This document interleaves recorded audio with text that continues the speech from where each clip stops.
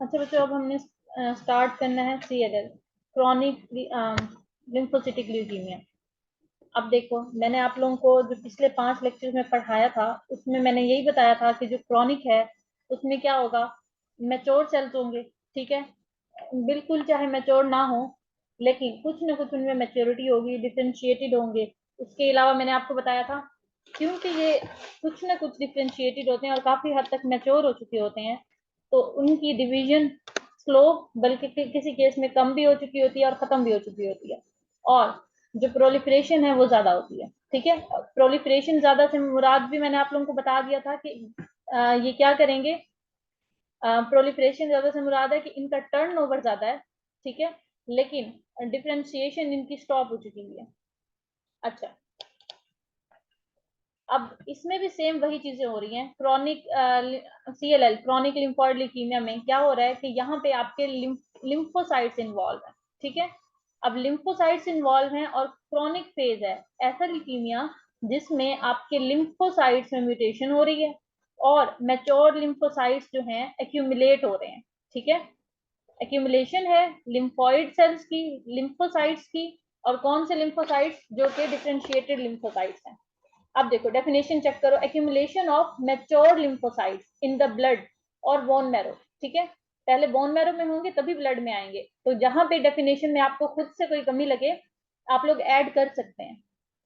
उसके बाद अब बात ये आ जाती है कि जो लिम्फोसाइट्स हैं उसकी दो मेन कैटेगरीज होती हैं, बी सेल्स भी होते हैं और टी सेल्स भी होते हैं। ठीक है, अब ल्यूकीमिया जो है ये बी सेल्स का भी हो सकता है और टी सेल्स का भी हो सकता है, तो इस बेस पे हम मेनली इसको दो कैटेगरीज में डिवाइड कर देते हैं। अब या तो वो बी सेल ल्यूकीमिया होगा या वो टी सेल ल्यूकीमिया होगा। ठीक है, या तो बी सेल्स जो है वो बहुत ज्यादा प्रोलिफरेट करेंगे या तो टी सेल्स बहुत ज्यादा प्रोलिफरेट करेंगे। ठीक, समटाइम्स मिक्स भी हो सकता है कि दोनों के नंबर इंक्रीज हो रहे हैं, बट स्पेसिफिकली होता यही है कि कोई एक या तो बी या तो टी, इसमें कोई मसला आ रहा होता है। अच्छा, अब आगे आप लोगों को मैं अगर लेके चलूं उससे पहले मैं आप लोगों से थोड़ा सा कंसेप्ट पूछना चाहती हूँ कि आप लोगों को क्या लगता है कि इसमें क्या होगा। जैसे पीछे हम ल्यूकीमियाज पढ़ के आए हैं, उस लिहाज से बच्चों सबको आवाज कट कट के आ रही है। नो आपी। हाशिर फिर आपका नेट का इशू होगा। ठीक है, अच्छा मैं आप लोगों को दोबारा से एक दफा समराइज कर देती हूँ। क्रॉनिक लिम्फोइड ल्यूकीमिया में बेसिकली क्या हो रहा है कि क्रॉनिक एक्यूमुलेशन हो रही है। क्रॉनिक मींस स्लो प्रोग्रेशन है ल्यूकीमिया की, स्लोली एक्यूमुलेट कर रहे हैं। ठीक है, और क्या चीज एक्यूमुलेट कर रही है, या तो बी सेल्स या तो T cells, either in the bone marrow और इन द ब्लड और इन बोथ। अच्छा, अभी ये जो इधर चीजें लिखी हुई है ना कि ओवरलैप करता है नॉन हॉजकिन लिम्फोमा से, ये वो, इसको फिलहाल छोड़ दे। अभी हम बेसिक बेसिक समझेंगे, उसके बाद इस पे आएंगे। अच्छा, अब मुझे जरा कोई बच्चा बता दे कि लिम्फोसाइट्स का क्या फंक्शन होता है।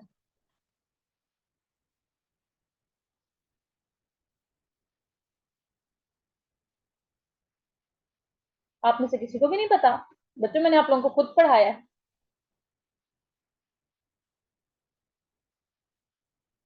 चलो मैं ही बता देती हूँ। अच्छा, इसमें क्या हो रहा है देखो, जैसे हमने सारे सेल लीनिएज में पढ़ा कि जब कोई एक लीनिएज ज्यादा प्रोलिफरेट करेगी, ज्यादा ग्रो करेगी, तो वो क्या कर लेगी, वो स्पेस ऑक्यूपाई कर लेगी ज्यादा से ज्यादा, और बाकी जो नॉर्मल सेल के लीनिएजेस हैं उनको स्पेस भी नहीं प्रोवाइड कर रही होगी और न्यूट्रिशन भी जो है वो छीन रही होगी। जो वो सेल जिनका टर्नओवर रेट ज्यादा है, वो सेल जो अनकंट्रोल डिवाइड कर रहे हैं, वो स्पेस भी ज्यादा ऑक्यूपाई करेंगे और न्यूट्रिशन भी ज्यादा ऑक्यूपाई करेंगे इन द बोन मैरो। ठीक, जिसके नतीजे में क्या होगा, जैसे हमने बाकी सारे ल्यूकीमियाज में पढ़ा है, यहाँ पे भी वही होगा कि बाकी सारी जो सेल लीनेजेस हैं वो डिस्टर्ब हो जाएंगी, इन अ सेंस कि उनकी ग्रोथ कम हो जाएगी, स्लो होना स्टार्ट हो जाएगी। लेकिन क्योंकि ये क्रॉनिक है तो ये सारा प्रोसेस बहुत ही स्लो प्रोग्रेस करेगा। ठीक है, अब आपके पास आरबीसीज हो गए, इसके लिम्फोसाइट के अलावा जितने भी सेल हैं, आरबीसीज हो गए, प्लेटलेट्स हो गए, ग्रेन्युलोसाइट्स हो गए, मोनोसाइट्स हो गए, ये सारे के सारे सेल्स बन तो रहे हैं। ठीक है, क्योंकि उनमें तो कोई म्यूटेशन नहीं है, लेकिन क्योंकि लिम्फोसाइट्स ज्यादा ग्रो कर रहे हैं तो उनको कम स्पेस मिल रही है। अब स्लोली स्लोली टाइम गुजरने के साथ साथ उनकी जो काउंट है वो कम प्रोड्यूस होना स्टार्ट हो जाएगी। ठीक है, एज अ रिजल्ट क्या होगा कि आरबीसीज कम है तो अनीमिया, ठीक है। इसी तरीके से अगर आपके पास ग्रेन्युलोसाइट्स कम है तो क्या हो रहा है, न्यूट्रोपीनिया, या फिर और जितने भी सेल्स हैं, मोनोसाइटोपीनिया, ये सारी चीजें आना स्टार्ट हो जाएंगी। प्लेटलेट्स कम है तो थ्रोम्बोसाइटोपीनिया, ठीक। ये मैं आपको पिछले कंसेप्ट रिवाइज करा रही हूँ, अभी मैंने नया कुछ नहीं पढ़ाया। अब देखो, जब ये वाली लीनिएजेस कम है, एक बाकी लीनिएजेस के कम होने से तो जो इफेक्ट आएंगे आएंगे। अब मुझे ये बताओ कि इसमें क्या लगता है कि लिम्फोसाइट्स के इंक्रीज होने से क्या होगा। लिम्फोसाइट्स का फंक्शन है इम्यूनिटी, ठीक है। कौन सी स्पेसिफिक इम्यूनिटी प्रोवाइड करना लिम्फोसाइट्स का काम है, बी सेल्स और टी सेल्स का। ये अडाप्टिव इम्यूनिटी बनाते हैं, मैंने आप लोगों को बताया था, ठीक है। अब देखो, मैं आपको ये भी बता रही हूँ कि ये मैच्योर सेल्स हैं, ठीक है। क्रॉनिक फेज है ना, डिफरेंशिएटेड सेल्स हैं। अब इनमें लेट स्टेज पे जाके म्यूटेशन हुई है तो ये डिफरेंशिएट हो चुके हुए हैं, लेकिन इनका जो काउंट है, इनकी जो इंक्रीज इन नंबर हो रही है, ठीक है, काउंट क्या हो रही है, इंक्रीज हो रही है। अब मुझे बताओ इनकी काउंट इंक्रीज होने से क्या होगा, कोई फर्क आएगा या नहीं आएगा।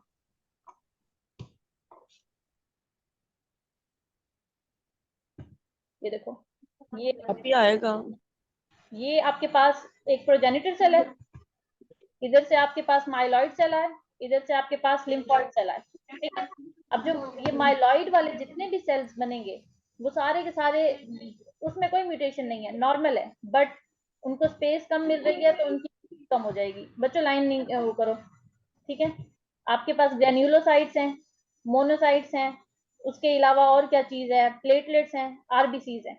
ये सारे के सारे इस तरीके से इफेक्ट जरूर हो रहे हैं कि इनका जो नंबर है वो कम हो रहा है, बट उसके अलावा और कुछ नहीं हो रहा। लेकिन ये जो लिम्फोसाइट्स हैं, ठीक है, यहाँ पे लिम्फोइड प्रोजेनिटर था, लिम्फोइड प्रोजेनिटर से बी सेल और टी सेल ने बनना था। अब ये आपके पास बी सेल बन गया और ये आपके पास बन गया टी सेल। अब बीच में इसके काफी सारे स्टेजेस हैं जिससे गुजर के ये मेच्योर टी सेल बना और ये मेच्योर टी सेल बना। बच्चों किसी का माइक ऑन है, काइंडली ऑफ कर लें।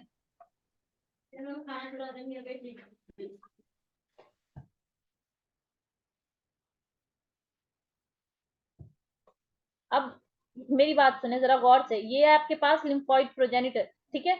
इसके बीच में काफी सारे स्टेप्स थे जो कि मैंने मेंशन नहीं किए, काफी सारे स्टेप्स हैं जिससे गुजर के मेच्योर बी सेल बना, ठीक है, और काफी सारे स्टेप्स हैं जिससे गुजर के मेच्योर टी सेल बना। इससे पीछे इमेच्योर और वेल डिफरेंशिएटेड स्टेज नहीं होंगे, ठीक है। अनडिफरेंशिएटेड, उसके बाद कुछ ना कुछ differentiated, somewhat differentiated, and then differentiated.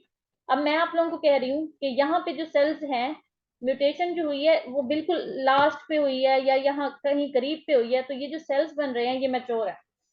इसमें म्यूटेशन क्या आई है कि अब ये प्रोलिफरेट ज्यादा करेंगे, ठीक है, इंक्रीज इन नंबर इनकी प्रोडक्शन हो रही है, तो इसके नतीजे में लिम्फोसाइटोसिस प्रोड्यूस हो रही है, ठीक है। जो आपके लिम्फोसाइट्स हैं वो ज्यादा प्रोड्यूस हो रहे हैं। अब मुझे ये बताओ कि लिम्फोसाइटोसिस होने से क्या आएगा, क्या फर्क आएगा, कोई बच्चा। बच्चों आप लोगों से सवाल करने का मतलब ये होता है कि आप लोग जो है एक्टिव रहो, मेंटली प्रेजेंट रहो, और ये भी चेक करना होता है कि आप लोगों को समझ भी आ रही है कि नहीं आ रही है।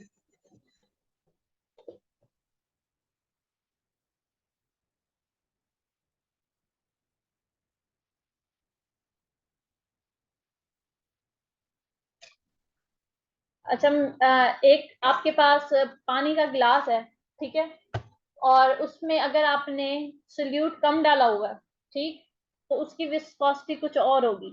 लेकिन अगर आप उसमें सोल्यूट की कंसंट्रेशन इंक्रीज किए जाओ तो क्या उसकी विस्कोसिटी इंक्रीज होगी, वो गाढ़ा होता जाएगा। हाँ जी। ही होगा ब्लड के साथ।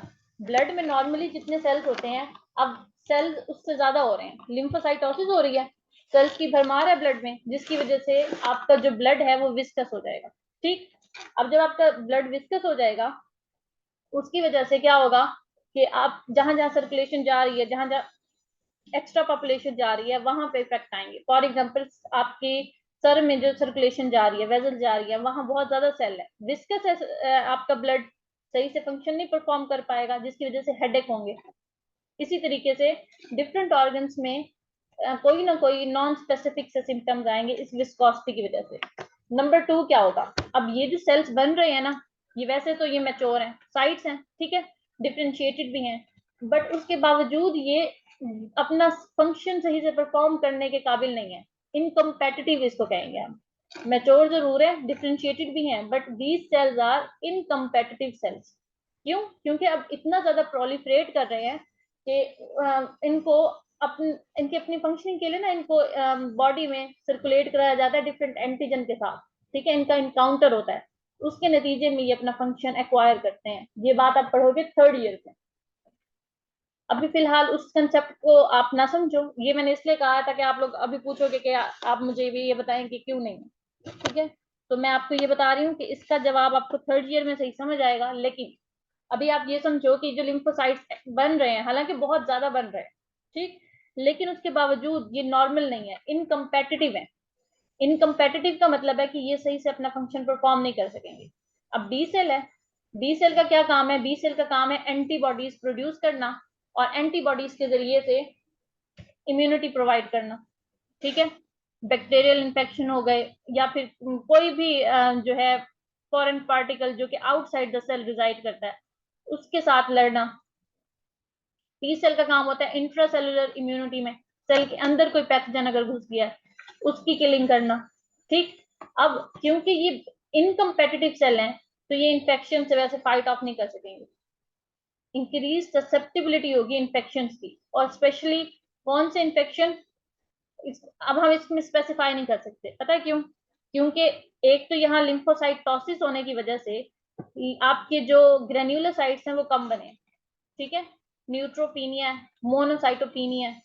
अब क्योंकि न्यूट्रोपीनिया है और मोनोसाइटोपीनिया है, तो वो आपके जो इन्फेक्शन जो कि बैक्टीरिया या फंजाई की वजह से हो रहे थे, वो भी बढ़ जाएंगे। उसके अलावा वो इन्फेक्शन जो आपके लिम्फोसाइट कंट्रोल करते हैं, वो भी उनकी ससेप्टिबिलिटी भी ज्यादा है। क्यों? क्योंकि ये अब जो है सेल सही से काम नहीं कर रहे, इनकम्पेटिटिव है। उसके अलावा एक और जो इनका इफेक्ट है वो ये है कि ये ऑर्गन इन्फिल्ट्रेशन कर लेते हैं। जब ये इतने ज्यादा नंबर में प्रोड्यूस हो रहे हैं, तो जब किसी ऑर्गन में जाएंगे, वहां जाके एक्यूमुलेट होना स्टार्ट हो जाएंगे। फॉर एग्जाम्पल स्प्लीन में गए, तो स्प्लीन का साइज बड़ा हो जाएगा इनके एक्यूमुलेशन की वजह से, स्प्लीनोमेगैली। इसी तरीके से अगर ये आपके लिवर में गए, तो हिपैटोमेगैली। बच्चों मैं अभी आपको स्लाइड से कुछ भी नहीं पढ़ा रही, ये अभी ये ना परेशान होइएगा कि स्लाइड चेंज नहीं हो रही, अभी मैं आपका बेसिक कंसेप्ट बना रही हूँ, ठीक। अब जब ये ऑर्गन्स में जाएंगे, तो ऑर्गन्स के एक्यूमुलेशन की वजह से उनका साइज बड़ा होगा, हिपैटो स्प्लीनोमेगैली, इसको हम इकट्ठे पढ़ सकते हैं कि लिवर में भी एक्यूमुलेट होंगे, लिवर का साइज इन लार्ज। इसी तरीके से स्प्लीन में भी जाएंगे, उसका भी साइज इंक्रीज। अब मेरी बात सुने, CLL और ALL, LL वाले जो ल्यूकीमियाज है, इस इन दोनों में आपको हिपैटोस्प्लीनोमेगैली नजर आएगी, ठीक है, लेकिन जो AML है उसमें नहीं नजर आएगी, और जो CML है उसमें जस्ट आपको स्प्लीनोमेगैली नजर आएगी। ये मेरी बात याद रखिएगा सिनेरियो के लिए, CLL और ALL, इन दोनों में आपको हिपैटोस्प्लीनोमेगैली नजर आएगी, लेकिन AML में नहीं नजर आएगी, और CML में, हालांकि ये आप लोग पढ़ चुके हो, आपको याद होगी, फिर भी मैं डिफ्रेंशिएट करके दे रही हूँ। CML में जस्ट स्प्लीनोमेगैली होगी, ठीक। अच्छा, अब तक हमने क्या डिस्कस किया? अब तक हमने ये डिस्कस किया क्योंकि लिम्फोसाइट्स बहुत ज्यादा हो रहे हैं, विस्कोसिटी इंक्रीज हो जाएगी ब्लड की, उसकी वजह से डिस्टर्बेंसेस आएंगी। उसके अलावा हमने कहा कि क्योंकि इनकम्पेटिटिव सेल हैं, तो ये इन्फेक्शन से फाइट ऑफ सही से नहीं कर पाएंगे, ठीक, जिसके नतीजे में क्या होगा, इन्फेक्शन की ससेप्टिबिलिटी बढ़ जाएगी। और इसके अलावा हमने कोई इफेक्ट डिस्कस किया? हाँ, उसके अलावा हमने कहा कि जब ये लिम्फोसाइट्स ऑर्गन में जाएंगे और वहां एक्यूमुलेट होना स्टार्ट होंगे, तो उनका साइज भी इंक्रीज हो जाएंगे। तो ये भी हो सकता है, एक तो ये डिफ्यूज फॉर्म में जा रहे हैं ना, इन्फिल्ट्रेट कर रहे हैं, ये भी हो सकता है कि किसी ऑर्गन में जाके ये सॉलिड मैस बना दें, ठीक।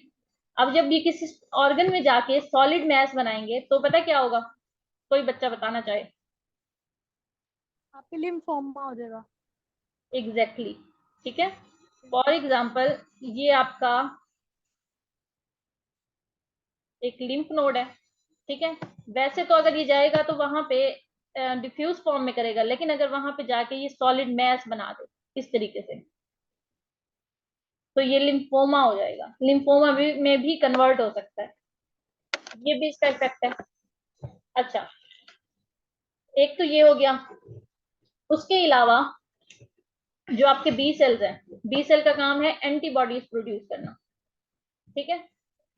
अब ये जो बी सेल्स हैं, क्योंकि ये सही से नहीं बन रहे, तो ये क्या करेंगे, अब देखो किसी एक टाइप के बी सेल में हुई म्यूटेशन, एक ही टाइप के बी सेल ग्रो किए जाएंगे, और वही जब सेम टाइप के बी सेल्स बहुत सारे क्लोन बना देंगे, तो एक ही टाइप की एंटीबॉडीज प्रोड्यूस करेंगे ना वो, ठीक।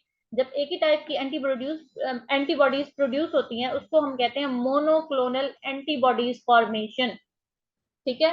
मोनोक्लोनल एंटीबॉडीज बनेगी इसमें। अब वो जो मोनोक्लोनल एंटीबॉडीज होती हैं, वो भी नॉर्मल नहीं होंगी, क्योंकि नॉर्मल सेल ही नहीं है।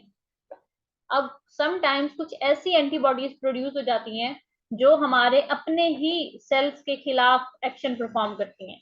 फॉर एग्जाम्पल हमारे रेड सेल्स और हमारे प्लेटलेट्स, ठीक है, यानी कि ऑटो एंटीबॉडीज प्रोड्यूस होती हैं।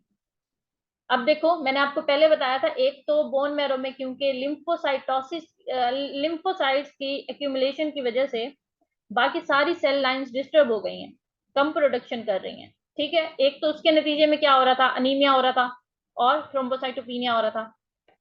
दूसरा कॉज ये है कि समटाइम्स ये जो बी सेल्स हैं जो कि सही से एंटीबॉडीज नहीं बना रहे, ऑटो एंटीबॉडीज जनरेट कर रहे हैं, तो ये भी जाके जो आपके आरबीसीज बन रहे हैं या आपके प्लेटलेट्स बन रहे हैं, उनके खिलाफ जाके एक्शन परफॉर्म करेंगे, उनकी तोड़ फोड़ स्टार्ट करेंगे, हिमोलिसिस, और क्या होगा, तो ये जो आपके थ्रोम्बोसाइट्स है इसकी भी लाइसिस स्टार्ट कर देंगे, थ्रोम्बोलाइसिस, जिसके नतीजे में प्लेटलेट्स कम हो जाएंगे, आरबीसीज भी कम हो जाएंगे, यानी कि मजीद अनीमिया और थ्रोम्बोसाइटोपिनिया को एग्रावेट कर रहे हैं ऐसी एंटीबॉडीज।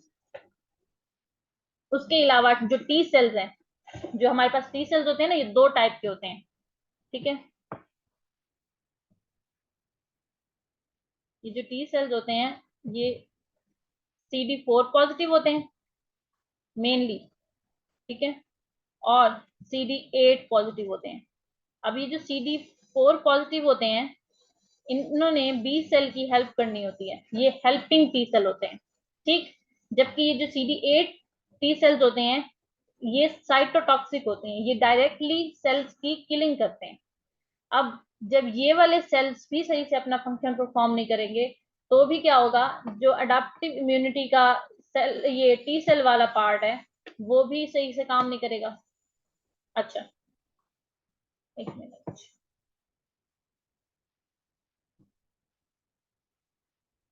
यहां तक बच्चों आप लोगों को सारी बात समझ आई, बेस बनी।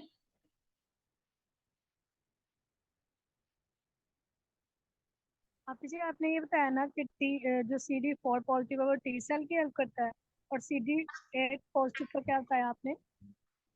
बेटा मैंने आपको बताया CD8 जो है वो साइटोटॉक्सिक होते हैं, ठीक है। ये मैंने बात आपको यहाँ पे इस वजह से मेंशन की है कि आपको फंक्शंस पता होने चाहिए कि ये फंक्शन है सेल के, और ये फंक्शन डिस्टर्ब हो सकते हैं। अच्छा, अब यहाँ तक मैंने आपकी लिम्फोसाइट्स की बेस बनाई, और उसके अलावा ये बेस बनाई कि जब इनकी क्रॉनिक एक्यूमुलेशन होगी, तो बोन मैरो पे क्या इफेक्ट है, ब्लड में क्या इफेक्ट आ रहे हैं, ऑर्गन में क्या इफेक्ट आ रहे हैं, और ओवरऑल इम्यूनिटी पे क्या इफेक्ट आ रहे हैं। क्या मैंने ये क्लियर कर दिया आप लोगों को?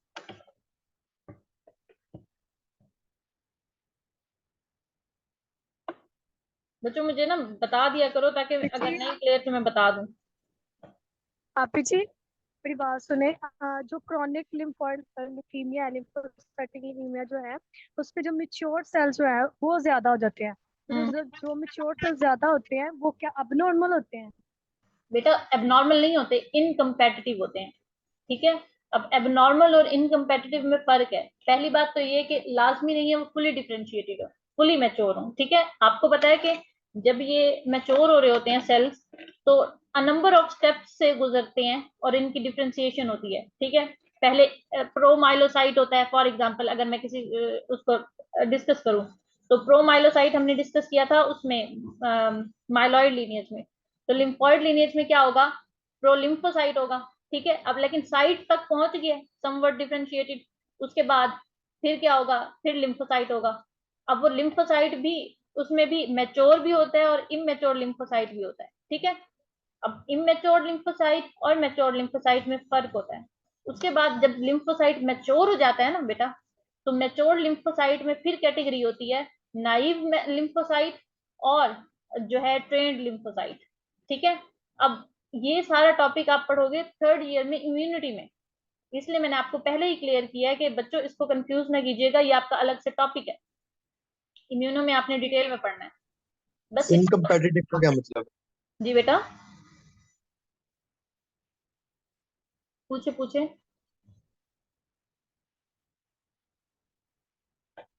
इनकम्पेटिटिव कंपेटिटिव का मतलब है कि वो, उनके अंदर इतनी एबिलिटी नहीं है कि वो compete कर सकें, कंपटीशन में आ सके, लड़ सकें, इम्यूनिटी प्रोवाइड कर सकें। अब समझ आया? इनकम्पेटिटिव का मतलब होता है कि उनके अंदर एबिलिटी नहीं है कि वो कंपटीशन में आ सकें, किसी फॉरेन एंटीजन के साथ लड़ सकें, उनको ट्रेनिंग नहीं मिलेगी। जब आपके सेल्स मैच्योर होके, बोन मैरो से मैच्योर होके आगे जाते हैं ना, सॉरी बोन मैरो में बन जाते हैं, वो अभी इमेच्योर होते हैं, फिर वो जाते हैं आपके थाइमस में। मैं टी लिम्फोसाइट का बता रही हूँ, बी तो मैच्योर होके आते हैं। अब वो जब थाइमस में जाते हैं और बी सेल सर्कुलेशन में जाते हैं, तो इनकी जब ये सर्कुलेशन में घूमेंगे और टी सेल थाइमस में घूमेगा, फिर लिम्फ नोड में जाएंगे, वहां जाके इनकी मैच्योरेशन भी होती है, ट्रेनिंग भी होती है, इनको बताया जाता है कि आपने किस तरीके से काम करना है। अब इतने सारे जो प्रोड्यूस हो रहे हैं, ओवर प्रोडक्शन हो रही है, तो बॉडी किस तरीके से इन सबको कम्पिटिटिव बनाएगी? तो ये सारे इनकम्पिटिटिव सेल होंगे, इनको सही तरीके से फंक्शन परफॉर्म करना नहीं आएगा, मैच्योर होंगे, बने जरूर सही सेल हैं, लेकिन ट्रेनिंग नहीं हुई। अब मेरी बात सुने, मैं आपको समझाती हूँ। एक एक इंसान है, ठीक है, वो नॉर्मल इंसान है, लेकिन वो पढ़ा लिखा नहीं है और वो ट्रेन नहीं है, और एक आप लोगों में से कोई है, ठीक है, आप भी नॉर्मल हो, बट आप लोगों की शुरू से स्कूल लेवल से लेकर यूनिवर्सिटी लेवल तक ग्रूमिंग हुई है, ट्रेनिंग हुई है और एजुकेशन हुई है। क्या आप में और उस इनकम्पेटिटिव पर्सन में फर्क नहीं होगा कि वो अपनी लाइफ कैसे गुजारे, अपनी एक्टिविटीज कैसे परफॉर्म करे? एक वो इंसान जो बिल्कुल ही ऐसे माहौल में पैदा हुआ है जहां उसकी कोई एजुकेशन नहीं हुई, कोई ट्रेनिंग नहीं हुई, लेकिन वो नॉर्मल इंसान है, अब नॉर्मल तो नहीं है। मेरी बात समझ आएगी आप लोगों को? इसी तरीके से टी सेल का भी यही हाल है, बी सेल्स का भी यही हाल है, ठीक है। अब आपने इसको कंफ्यूज नहीं करना, बस इतना समझ लें कि ये मैच्योर जरूर है, बट ये फंक्शन परफॉर्म नहीं कर सकते, अब नॉर्मल नहीं है लेकिन इनकम्पेटिटिव है। बच्चों बता दिया करो कि बी समझ सेल्स आएगा। तो बी सेल्स तो मेच्योर होके आते हैं ना, आपने भी खुद बताया। जी मैं लेकिन जो टी सेल्स हैं वो जाके थाइमस में हो रहे हैं, तो ज्यादा तो उनका लेवल होना चाहिए, बी सेल्स का कम होना जाना चाहिए, क्योंकि वो पहले ही मेच्योर होके आ रहे हैं बॉडी फ्लड में। बेटा मैंने आपको एक बात बताई है, स्टार्ट में ही बताई है कि मैच्योर इमेच्योर में फर्क है, उसके बाद मैच्योर में भी नाइव आ जाता है और फिर ट्रेन आ जाता है, ठीक है। ट्रेन को प्राइम कहते हैं साइंस के लफ्ज में। एक आ जाता है नाइव, मासूम, कि वो मैच्योर जरूर हुआ है लेकिन उसकी ट्रेनिंग नहीं है, उसे नहीं पता कि क्या करना है। दूसरा होता है प्राइम, उसकी ट्रेनिंग हुई भी होती है, उसका एक्सपोजर हुआ हुआ होता है, उसे पता होता है कि क्या करना है। मैं आपको बता तो रही हूँ, आप इसे कंफ्यूज ना करो, ये आपके इम्यूनो में इसके ऊपर पता नहीं कितने चैप्टर्स हैं, एक तो डिटेल में है और बाकी इनडायरेक्ट है, 3-4 चैप्टर में आप ये कंसेप्ट समझते हो। बस फिलहाल के लिए इतना समझो कि ये सेल ओवर प्रोड्यूस हो रहे हैं, मैच्योर सेल्स हैं, बट इनके अंदर इतनी एबिलिटी नहीं है कि ये अपना काम सही से परफॉर्म कर सके, ठीक है। अब आगे चलते हैं। अच्छा, यहां तक मैंने आप लोगों को क्लियर कर दिया, तो हम आगे चलते हैं। आगे क्या पढ़ना है हमने? ये पढ़ना है, जैसे हमने बाकी उनके फीचर्स देखे थे, इसके भी फीचर देख लेते हैं। अब ये जो CLL है, इसका incidence most commonly old age में होता है, ठीक है, जिसमें ज्यादा इंसिडेंस 60 to 80 ईयर की एज में होता है, ठीक है। और एवरेज एज अगर देखी जाए तो इसके बीच में 70s में आती है। उसके अलावा इसका 7 फोल्ड ज्यादा इंसिडेंस है, 7 फोल्ड यानी कि 7 टाइम्स ज्यादा इंसिडेंस है कि ये क्लोज रिलेटिव ऑफ पेशेंट्स में हो। मतलब के कहने का मतलब ये है कि अगर तो पहले फैमिली में रन कर रहा है, किसी फैमिली में ये इसकी हिस्ट्री है, चाहे एक पर्सन को ही किसी जमाने में क्यों ना रहा हो, उस फैमिली के पर्सन में ज्यादा चांसेस हैं कि किसी को भी डेवलप हो सकता है सीएलएल। लेकिन ऐसी फैमिली जिसमें पहले कभी नहीं हुआ था किसी को भी, तो वहां पे 7 टाइम्स कम चांसेस है कि किसी को सीएलएल हो। इसकी जेनेटिक प्रीडिस्पोजिशन हो सकती है, ठीक है। और आपकी बुक में मेंशन भी है 4-5। बट जरा एक बात समझिएगा, हमने पिछले 3 ल्यूकीमियास पढ़े, उसमें बहुत ज्यादा स्ट्रॉन्ग जेनेटिक डिस्पोजिशन थी। लेकिन सीएलएल में देखा ये जाता है कि सीएलएल के लिए लाजमी नहीं है कि जेनेटिक प्रीडिस्पोजिशन हो, जेनेटिक फैक्टर इन्वॉल्व हो। समटाइम जेनेटिक जो फैक्टर्स है वो इन्वॉल्व नहीं होते, उसके बावजूद भी हो जाता है, ठीक। तो इसमें जेनेटिक जो प्रीडिस्पोजिशन है वो कम होती है एज कम्पेयर टू बाकी ल्यूकीमियाज। ये आपको मैं कंसेप्ट के लिए बता रही हूँ, अदरवाइज आपकी बुक ने मेंशन की है, मैं आपको आगे बताने लगी हूँ कि कौन कौन से होती हैं, ठीक है। अच्छा, अब ये क्योंकि स्लाइड्स मेरी बनी हुई नहीं है तो मैं पेजेस आगे कर रही हूँ, ये ना समझिएगा कि पिछला एक्सप्लेन नहीं होगा। मैं एक तरतीब अपनी तरतीब के लिहाज से आपको पढ़ाऊंगी, फिर पीछे जाके समझा दूंगी साहब। अब कौन कौन से म्यूटेशन वाले इवेंट होते हैं जो कि सीएलएल कॉज करा सकते हैं, ठीक है।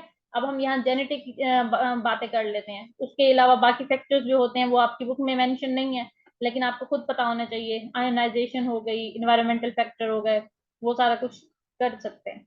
उसके अलावा जो जेनेटिक फैक्टर्स हैं उसमें आ जाता है, बच्चों मैंने रिकॉर्डिंग स्टार्ट की थी, जी आपने की हुई है। ठीक है। 13q 14 डिलीशन, यानी कि यहाँ पे जीन्स की डिलीशन हो रही है, ठीक है। उसके अलावा 11q 23 डिलीशन, जस्ट आप 13q 11q भी लिख सकते हो। इसके अलावा एक और भी डिलीशन होती है लेकिन वो आपकी बुक में मेंशन नहीं थी, तो मैं आपको कंफ्यूज नहीं करूंगी। 13q और 11q को आप याद कर लो। उसके अलावा ट्राइसोमी 12 को, पीछे हमने ट्राइसोमी 18 देखी थी, डाउन सिंड्रोम, दो ल्यूकीमिया में, याद है। यहाँ पे हम ट्राइसोमी 12 को देख रहे हैं, ठीक। उसके अलावा P53 जीन, इनकी म्यूटेशन की वजह से सीएलएल की प्रीडिस्पोजिशन ज्यादा है, रिस्क फैक्टर है ये जहां जहां पाए जाएंगे वहां पे रिस्क है कि एएलएल हो जाए, या फिर जहां एएलएल होगा वहां ये मौजूद होंगी, ठीक है।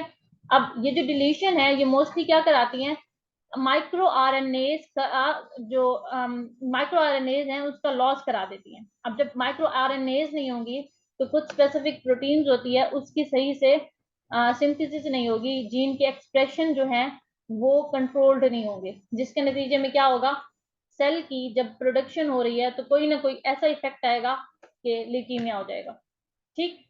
अच्छा, P53 जीन वाला दोबारा बता दें कि ये ALL में बेटा भी आपकी आवाज बहुत कम आ रही है। 53 का मैं पूछ रही थी कि P53 का क्या बताया आपने, ये कैंसर में ज्यादा होता है और ये ALL में क्या होता है, इसका दोबारा रिपीट कर दें। बेटा मुझे समझ नहीं आ रहा, टेक्स्ट कर दें आप, मैं मैसेज रीड कर लेती हूँ, ठीक है। अच्छा, क्लिनिकल फीचर की तरफ आ जाते हैं, उससे पहले जेंडर की प्रेफरेंस देख लेते हैं। इसमें भी क्या है, इसमें भी ये है कि जैसे हमने पिछले ल्यूकीमिया में देखा था कि मेल में रेशियो ज्यादा है एज कम्पेयर टू फीमेल, ठीक। डिफरेंट बुक डिफरेंट रेशियो लिखती हैं, रिसर्चेस पे डिपेंड कर रहा होता है। आपकी बुक रेशियो लिखती है 2:1 कि मेल में इसका इंसिडेंस ज्यादा है एज कम्पेयर टू फीमेल, ठीक है। बेटा P53 जीन है, इसकी म्यूटेशन हो जाती है। ये जीन्स आपने फर्स्ट ईयर पैथो में पढ़े होंगे, अगर नहीं याद तो मैं आपको बाद में जरूर इसको तफसीली बता सकती हूँ किसी और लेक्चर में। अभी मुझे ये सीएलएल खत्म करा लेने दे, थोड़ा सा लंबा है। अच्छा, मैं ये कहना चाह आई, ये कहना चाह रही हूँ कि P53 ALL, जी जी बेटा, आपसे मैंने पूछा कि P53 जीन जो है वो ALL में भी होता है, पहले फिर CLL में जाता है। मेरी बात सुने, एक जीन किसी एक इवेंट में इन्वॉल्व नहीं होता, एक जीन की मल्टीपल म्यूटेशन हो सकती हैं और ये मल्टीपल इवेंट्स में जो है हो सकते हैं। अब कुछ जीन्स होते हैं वो होते ही ऑन्कोजेनिक हैं, मतलब कि अगर उनकी म्यूटेशन हो जाती है तो ऑन्कोजेनेसिस हो सकती है, ट्यूमर फॉर्मेशन हो सकती है। ऑन्कोजेनेसिस का मतलब होता है ट्यूमर फॉर्मेशन। तो P53 जीन में भी जब म्यूटेशन होती है तो मल्टीपल मेलिग्नेंसीज होने के चांसेस होते हैं, ठीक है। अब क्योंकि ये भी एक मेलिग्नेंसी है, इसमें भी मेंशन कर सकते हैं, इसके अलावा काफी मेलिग्नेंसीज में ये हो सकता है इन्वॉल्व। ये आप लोग फर्स्ट ईयर पैथो में पढ़ के आए होंगे। अगर आप लोगों को किसी ने नहीं पढ़ाया तो मैं किसी दिन आपको इसका ओवरव्यू दे दूंगी, लेकिन अभी फिलहाल मुझे ना CLL कंप्लीट कराने दें, ठीक है, वरना हम ना बहुत ज्यादा ड्रैग हो जाएंगे टॉपिक से, काफी लेंथी टॉपिक है वो। अच्छा, उसके अलावा क्या होगा, क्लिनिकल फीचर्स में क्या होगा। अब ये सारी वही बातें हैं जो मैंने स्टार्ट में आपकी बेस बनाई है कि अगर तो ये लिम्फ नोड में एक्यूमुलेट कर जाते हैं, ठीक है, बहुत ज्यादा प्रोड्यूस हो रहे हैं, जब ये ऑर्गन्स को इन्फिल्ट्रेट करेंगे, टिश्यूज को इन्फिल्ट्रेट करेंगे, तो क्या होगा, तो वहां पे जाके ये नोड्स भी क्रिएट कर सकते हैं, ठीक। उसके अलावा ये डिस्क्रीट फॉर्म में भी हो सकते हैं, सॉरी डिफ्यूज फॉर्म में भी हो सकते हैं। अगर वहां पे जाके ये नोड्स बना देंगे, एक्यूमुलेट होके सॉलिड मैस बना देंगे, तो वहां पे लिम्फोमा हम इसे कहेंगे, ठीक है। अच्छा, उसके अलावा क्या होगा, आपके टॉन्सिल्स इनलार्ज कर सकते हैं। एक तो हमने कह दिया लिम्फ नोड्स की इनलार्जमेंट हो रही है एक्यूमुलेशन की वजह से। बच्चों आप लोगों को आवाज आ रही है?